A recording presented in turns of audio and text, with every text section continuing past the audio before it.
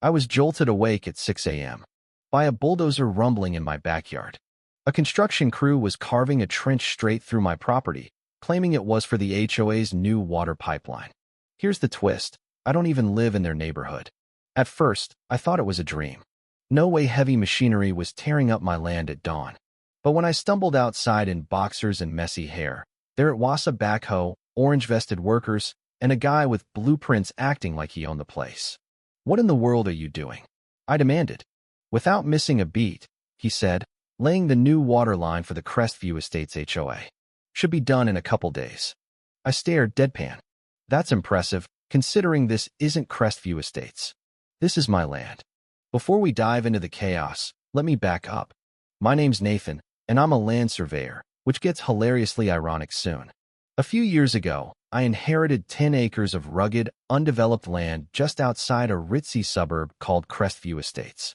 It's the kind of place where every lawn's an identical green, and they ticket you if your holiday lights linger past January 1 STA textbook HOA nightmare. I never joined their HOA because, say it with me, I don't live there. My property's adjacent, legally distinct, and mine alone. I use it for storage, weekend camping, and escaping people obsessed with matching mailboxes. Yet somehow, these HOA folks decided my land was up for grabs. 2 weeks before the bulldozer invasion, I'd spotted 2 guys with tripods and clipboards near my property's edge. As a surveyor, I don't take kindly to trespassers, so I asked what they were up to. They mumbled about utilities assessments and infrastructure upgrades. I assumed they were scoping out a project on the Crestview side and let it slide. Big mistake. Cut to that morning, and I'm watching an uninvited trench deepen by the minute. I told the foreman to stop everything. His reply? "Take it up with the HOA." The nerve. I stared for 5 seconds, then said, "If I dug a pool in your living room, should I tell you to call your landlord?" He shrugged, clearly underpaid to care. That afternoon, Deborah showed up. Every HOA has a Deborah flawless hair, a crisp gray suit, and the charm of a tax form. She rolled up in a gleaming SUV, clipboard in hand like she was about to audit me, and said, "We understand there's been some confusion." "I'm not confused," I shot back.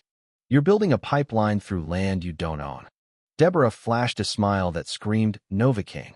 Our plans showed this as part of the utility corridor." "A clerical error, I'm sure. We can sort this peacefully." "You mean like peacefully halting construction and leaving?" I asked. She chuckled. "Let's not overreact. It's just dirt, hon. You're not using it. Few things ignite fury like being called hon while someone illegally trenches your land." Still, I stayed calm. You don't win by shouting. You win by letting them feel safe right before you yank the rug out. I told Deborah I'd consult my lawyer. She nodded like I was a kid playing grown-up and drove off, smug as ever.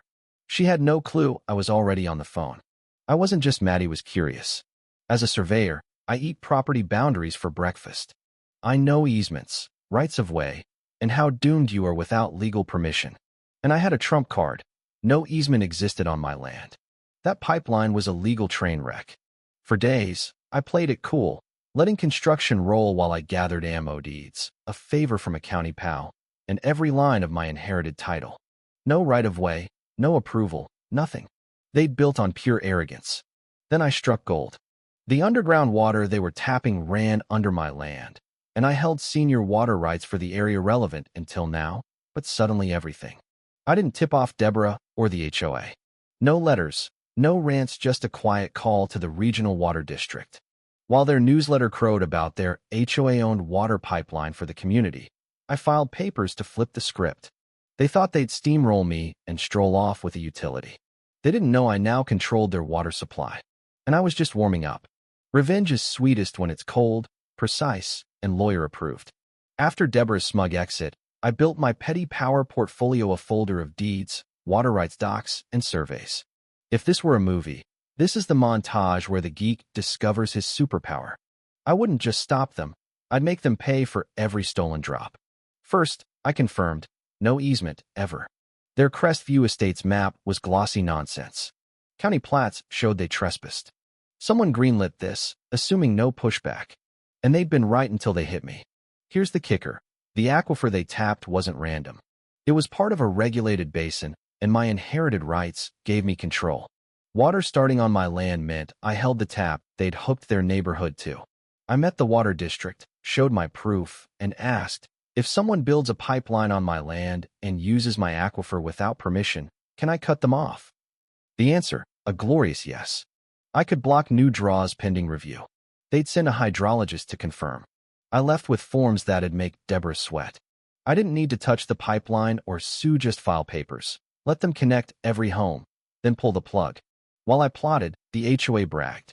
Their newsletter, A Greener Crestview Estates, promised lush lawns and rising property values. I taped it to my fridge like a trophy. They still didn't admit they were on my land. I expected a follow-up, but Deborah must have thought I'd fold. I stayed silent, resisting the urge to fill the trench myself. Patience was key. By late spring, I was ready. The hydrologist verified the illegal access. I filed my complaint and cease and desist with a lawyer's signature, polite but lethal. I photographed the pipeline for proof. Summer hit hard, lawns thirsting, sprinklers churning. I submitted the final form, notifying unauthorized users. Within 72 hours, water slowed to a drip. Residents raged, yellow lawns dying, sprinklers furious. Emails flooded the HOA. They floundered, calling plumbers and officials to no avail. Then Deborah arrived, less polished. No pearls, just sunglasses and a fat folder. We need to talk, she said. Oh, now we talk, I said, sipping coffee on my porch. What happened to just dirt, hon? She ignored the jab. There's an unfortunate issue with the water system. Unfortunate, I said. One word. Illegal's another. She claimed a misunderstanding, outdated maps, good faith. I let her ramble until she asked, can we settle quietly? I pointed to the trench. That's trespassing. That water's mine. This fine. I showed the cease and desist. $500 a day since you started. Her face paled. I'm reasonable, I added, smiling. I'll sell you access. For a price. I didn't mention my backup. A farming co-op with deep pockets, eager to buy. Deborah left, rattled.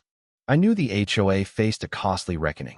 Then Michael, a resident, showed up, not mad, but nervous. Half the neighborhood hates you. Half wants your lawyer, he said. I smirked. Fair split. He got serious. This pipeline isn't their first grab. A year ago, they bulldozed a path through the Thompsons' land, retired folks who took a hush-money deal. They were too old to fight. My stomach turned. This wasn't just my battle anymore. Most of us just want water, he added. We didn't vote for this. Deborah runs rogue. I gave her terms, $250,000 and a public apology. She laughed until lawns died and residents revolted. Newsletters blamed supply issues, but my leaked cease and desist sparked chaos. Board meetings turned profanity-free. Water, graffiti appeared.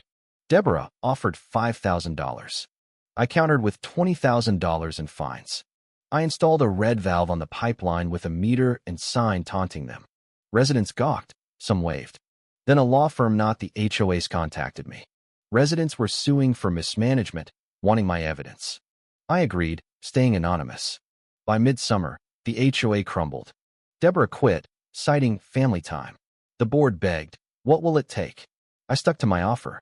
They paid $250,000, apologized on video. Greg, the new president, reading stiffly, and agreed to no future bills. I added a plaque, private property, water rights enforced. The video stayed online 6 months. I upgraded my land, solar, tanks, a mural of me thwarting a pipeline. Don't mess with surveyors. The Thompsons spoke out. Others found easement scams. Crestview's shine faded. Listings dropped. Developers bailed. The water company offered a lucrative lease, benefiting farmers too. Deborah's daughter dropped off kooky Sunniaton. The pipeline stayed, legally mine. Grass regrew. Residents thanked me. I'd beaten the HOA with wits and a valve. Proving control comes from knowing your lines and enforcing them.